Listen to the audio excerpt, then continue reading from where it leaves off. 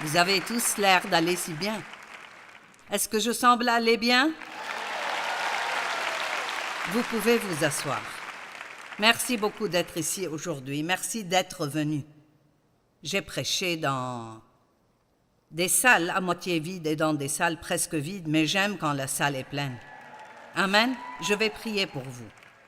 Père, je prie pour qu'aujourd'hui, les gens absorbent la parole comme une éponge, que chaque personne prenne quelque chose dont elle a besoin, qui rendra sa vie meilleure, qu'elle pourra emporter chez elle et appliquer immédiatement. Au nom de Jésus. Amen. Eh bien, vous avez vu, le beau Dave m'accompagner ici. Il est venu à tant de réunions comme celle-ci. C'est incroyable qu'il puisse m'écouter encore et encore et encore. Mais il semble aimer ça. Oui. Il rit encore et encore des mêmes histoires. Et Dave et moi, nous sommes mariés depuis 55 ans.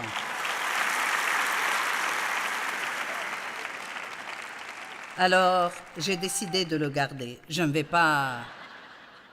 Quelqu'un m'a demandé si quelque chose arrive à Dave, si je me remarierais, et j'ai répondu non. Non.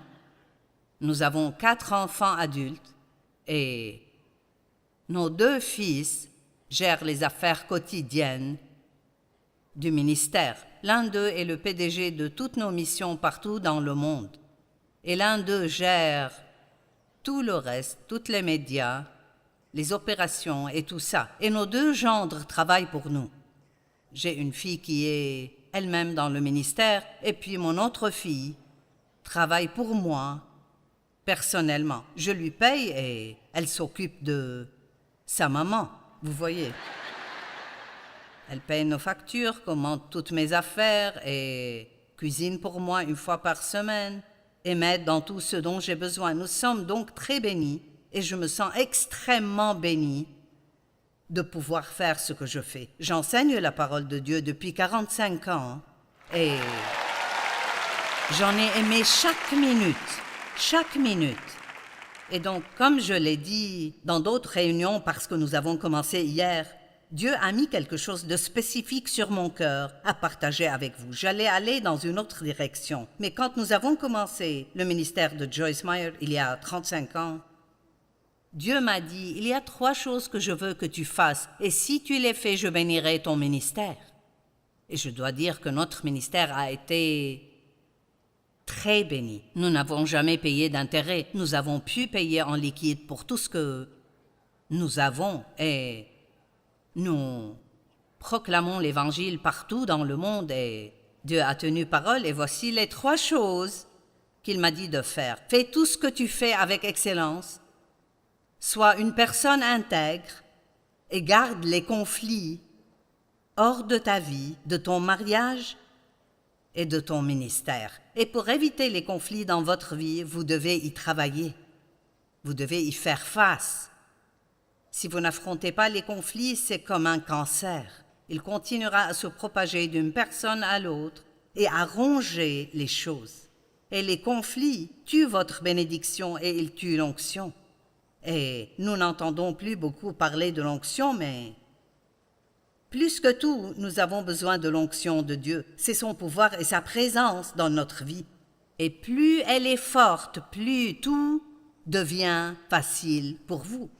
Et personnellement, j'ai l'impression que j'ai vraiment besoin de l'onction. Je ne fais rien de vraiment sophistiqué. Je ne chante pas et je ne joue pas d'un instrument de musique. Je parle. Et si vous attendez à ce que les gens vous écoutent simplement quand vous parlez et vous parlez, alors vous feriez mieux d'avoir quelque chose à dire qui soit ouin. Sinon, ça ne marchera pas. Et donc, j'ai déjà enseigné sur l'excellence et l'intégrité. Et en fin de matinée, je veux enseigner sur les conflits, l'importance de l'unité et de l'harmonie. Dans 1 Corinthiens 3:3, Paul dit « Parce que vous êtes encore animés par votre nature », et rappelez-vous qu'il parle à des chrétiens nés de nouveau, remplis de l'Esprit, qui opèrent dans les dons de l'Esprit, et pourtant il leur dit qu'ils ne sont pas spirituels. C'est plutôt intéressant. Nous ne pouvons pas supposer que tous ceux qui sont à l'Église sont spirituels, n'est-ce pas? Savez-vous pourquoi? Parce que une personne peut être sauvée et en chemin vers le ciel tout en restant un bébé chrétien tout ce temps. Et nous avons tous un objectif précis. Et mon objectif est d'aider les gens à grandir et à mûrir, à devenir plus comme Jésus, pour que vous puissiez être qui il veut que vous soyez et avoir ce qu'il veut que vous ayez. Jean 10, 10 dit, « Le voleur ne vient que pour égorger, voler et détruire, mais Jésus a dit, « Moi je suis venu afin que les brebis aient la vie et qu'elle l'ait en abondance jusqu'à déborder. » Et la Bible dit aussi que nous avons été créés pour des œuvres bonnes que Dieu a préparées d'avance afin que nous les pratiquions. Donc Dieu a préparé cela, mais nous devons agir. Dieu ne fait pas tout pour nous. Il est partenaire avec nous. Il nous conduit, il nous guide, il nous donne des capacités, il nous donne des dons.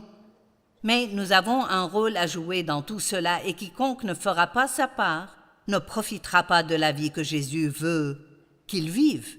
Et il y a de bonnes raisons d'être très inquiet aujourd'hui, car le monde est dans un état désastreux et nous devons allumer la lumière. Et ce que je veux dire par là, c'est, Jésus a dit, « Vous êtes la lumière du monde.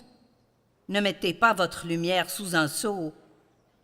Placez-la quelque part où les gens pourront la voir. » Et donc, ce ne sont pas les non-croyants qui vont changer le monde, c'est nous. Et comme je l'ai dit, nous sommes nombreux, nous sommes partout dans le monde. Pouvez-vous imaginer ce qui se passerait si chaque personne se disant chrétienne agissait réellement comme telle? Être chrétien ne veut pas seulement dire aller à l'église une fois par semaine. Je déteste quand je demande à quelqu'un « Es-tu chrétien ?» Il dit « Je vais à l'église ». Je sais tout de suite qu'il y a un problème. Parce que je peux vivre dans mon garage et je ne deviendrai jamais une voiture. Ce n'est pas parce que...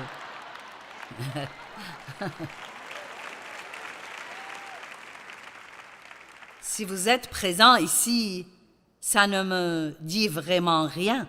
Et en réalité, la façon dont les gens agissent dans l'Église ne vous dit rien. C'est comment ils se comportent lorsqu'ils sortent de l'Église. Et surtout, comment ils agissent chez eux derrière les portes closes.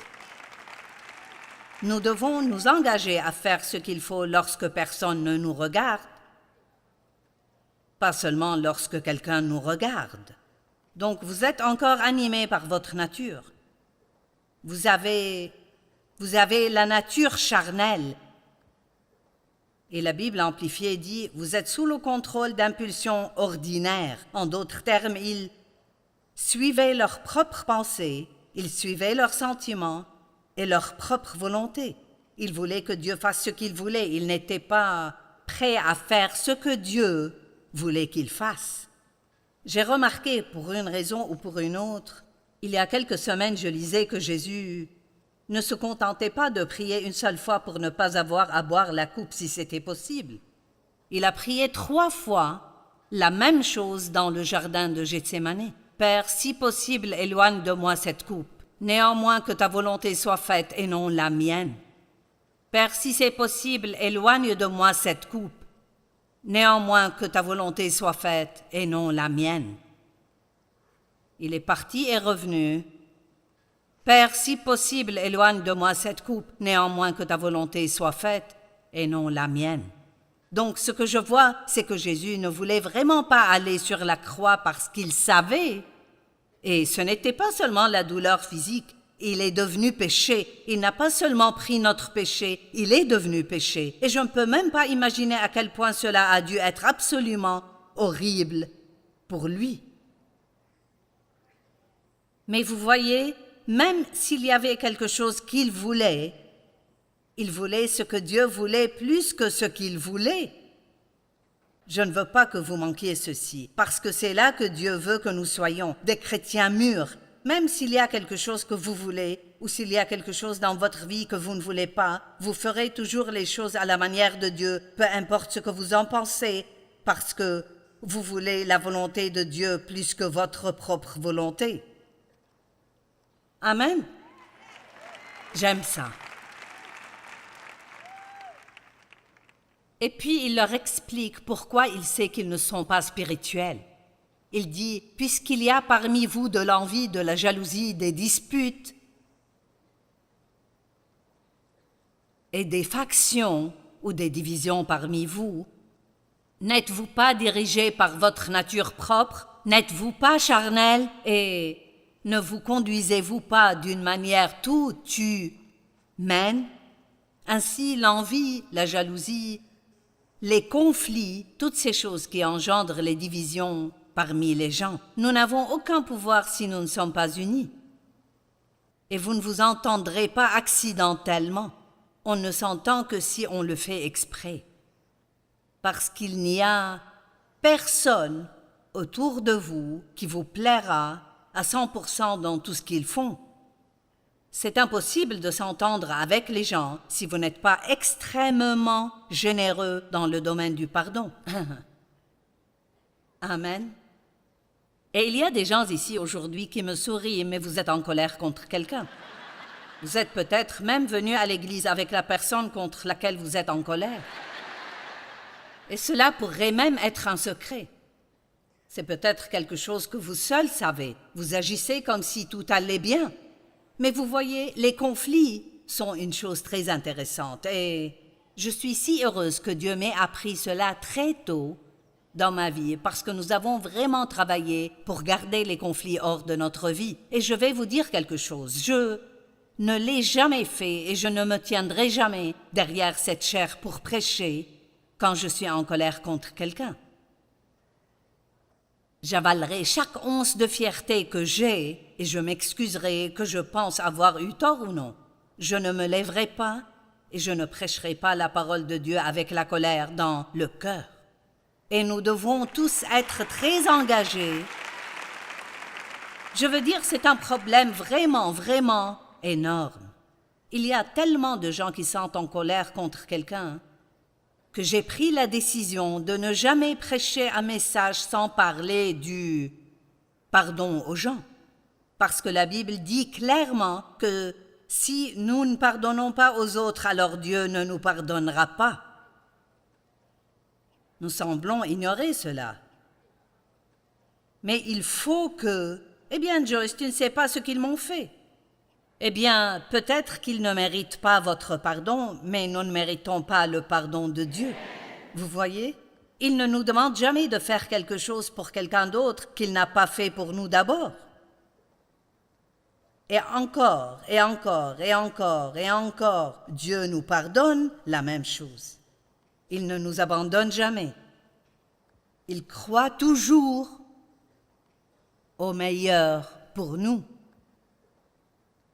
Mais il dit clairement, si vous ne pardonnez pas aux autres, alors je ne vous pardonnerai pas. Et je ne veux rien entre moi et Dieu. J'ai besoin de lui dans ma vie. Et j'ai besoin de lui dans ma vie. J'ai besoin d'entendre Dieu. J'ai besoin d'être conduite et guidée par Dieu. Je ne sais pas pourquoi quelqu'un qui n'est pas sauvé prend la peine de se lever du lit tous les jours. Je ne sais pas comment je pourrais m'en sortir un jour si je n'avais pas Jésus dans ma vie. Et même si, peu importe contre qui vous êtes en colère, ce n'est pas vous ici, mais peut-être que vous connaissez quelqu'un qui est en colère contre quelqu'un. Peut-être que lorsque vous vous fâchez contre quelqu'un, il ne mérite pas votre pardon, mais vous méritez la paix. Je vais le répéter. Peut-être qu'il ne mérite pas votre pardon, mais vous méritez la paix. Pourquoi devriez-vous être en colère contre quelqu'un qui se fiche complètement du fait que vous soyez en colère? Tout ce que vous faites, c'est vous faire du mal à vous-même. Et tant que vous restez en colère contre eux ou que vous essayez de vous venger, vous empêchez Dieu de s'occuper de la situation. Mais si vous priez pour eux, comme le dit la Bible, et vous les bénissez, vous ne dites rien de mal d'eux, vous priez pour eux, et s'ils ont un besoin, vous répondrez même à ce besoin. Waouh! Comme c'est puissant! Eh bien, Joyce, c'est trop dur. Non, ce ne l'est pas. Dieu ne nous dit jamais de faire quelque chose qui est trop difficile pour nous. Il faut arrêter d'utiliser cette excuse, c'est trop dur. Dieu ne vous dira jamais de faire quelque chose que vous ne pouvez pas faire. Je vais le dire une fois de plus. Dieu ne vous dira jamais de faire quelque chose que vous ne pouvez pas faire. Je n'ai jamais vu autant de gens en colère dans le monde qu'aujourd'hui. Il y en a partout. Et j'espère qu'il n'y en a pas autant dans l'Église que partout ailleurs. Mais je n'ai jamais prêché un message sur les conflits ou le manque de pardon et demandé aux gens de lever la main, ce que je ne ferai pas aujourd'hui, mais si je le fais, je n'ai jamais eu moins de 75 à 80% des gens dans l'Église, des gens à qui je prêche, jamais moins de 75 à 80% des gens lèvent la main et me disent qu'ils sont en colère contre quelqu'un. Ce n'est donc pas étonnant que nous n'impressionnions pas beaucoup le monde.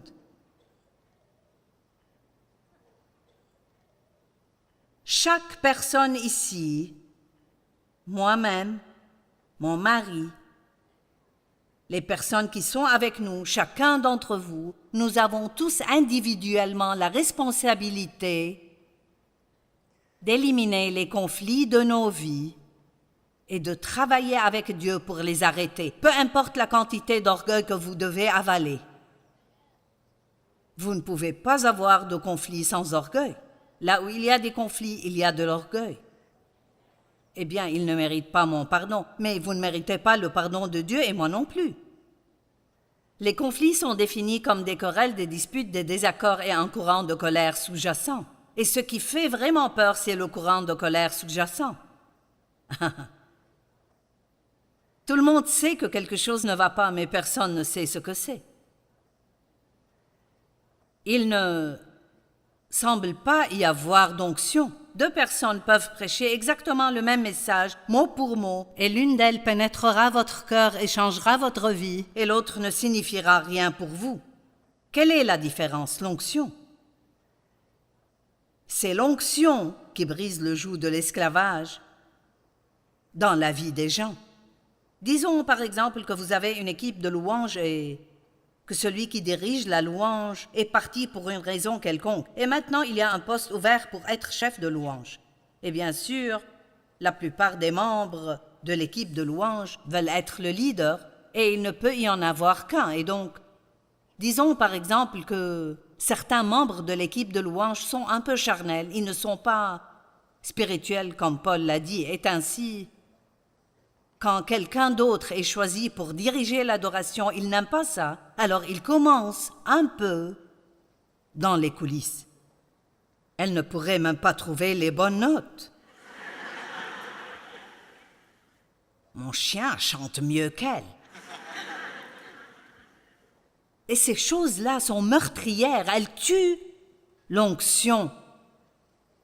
Et donc, tout d'un coup, si quelqu'un n'arrête pas cela, et je veux vous donner aujourd'hui une nouvelle responsabilité, je veux que vous deveniez un obstacle au conflit.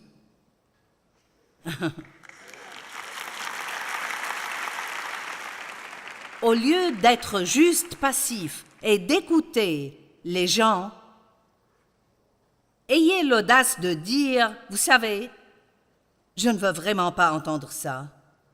Ou parlons de quelque chose de positif, ou vous savez quoi, nous ne sommes pas parfaits non plus.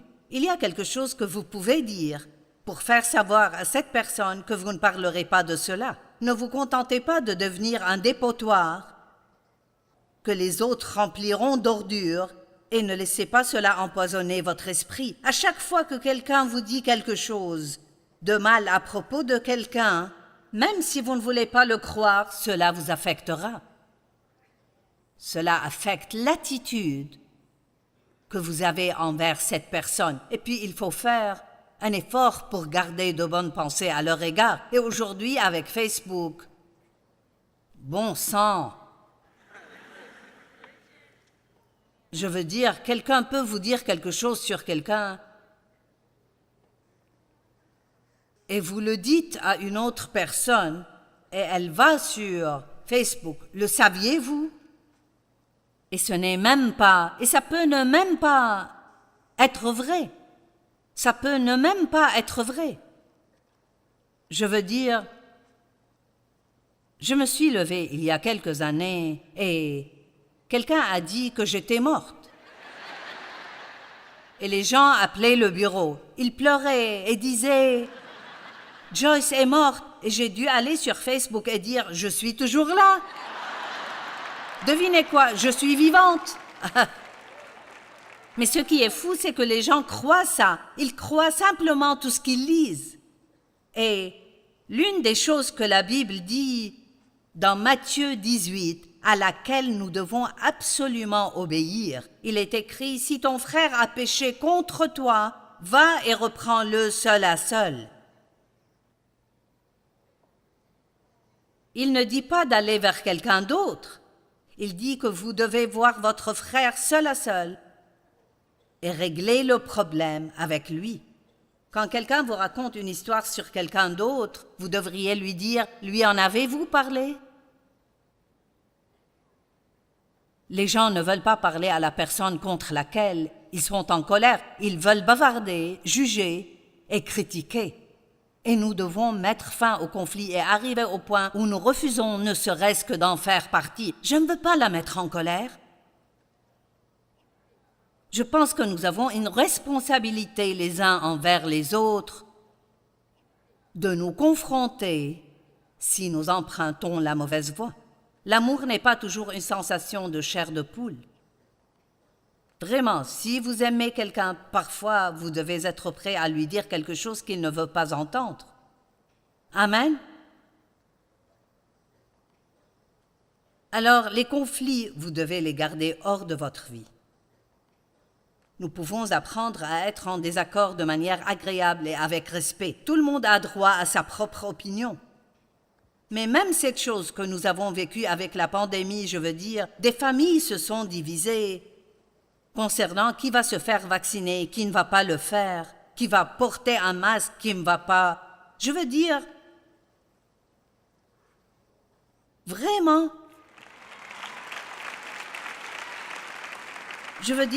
chaque personne a le droit de faire ce qu'elle pense vouloir faire.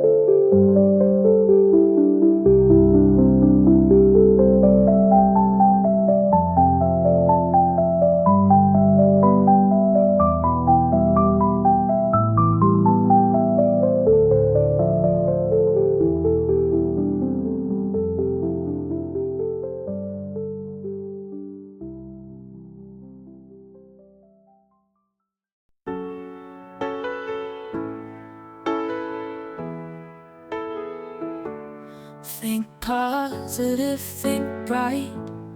Every day and every night, feel the light inside, make it your guide. When it feels so tough, when the road is rough, lift your head up high, reach for the sky. Think positive and shine, make the world divine. With a smile so wide, feel the joy inside.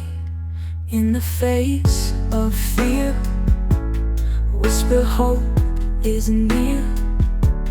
Turn the dark to light, everything's alright. If you stumble, fall, get back up, stand tall. Find the strength within, let the good begin. Think positive and shine, make the world divine. With a smile so wide, feel the joy inside.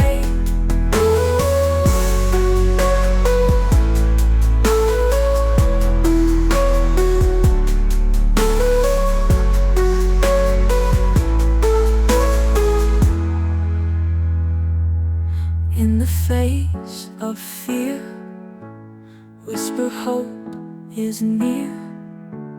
Turn the dark to light, everything's alright. If you stumble, fall, get back up, stand tall.